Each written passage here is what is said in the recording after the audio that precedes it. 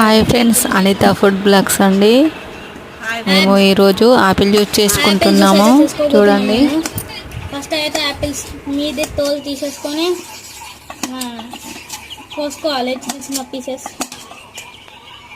మేమైతే 2 యాపిల్స్ తీసుకున్నాం.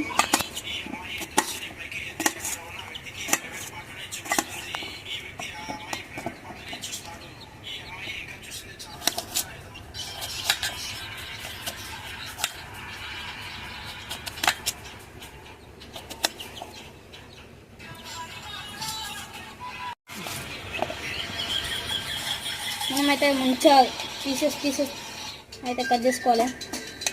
మీది తోలు అయితే ఉంచుకోవద్దు. టేస్ట్ డ్రై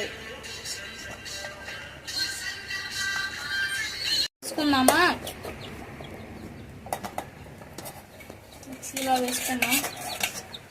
నెక్స్ట్ కొంచెం షుగర్ వేసుకుంటాం, తగినంత వేసుకోండి. నేనైతే 2.5 స్పూన్లు వేసుకున్నాను. కొన్ని వాటర్ పోసుకుందాం.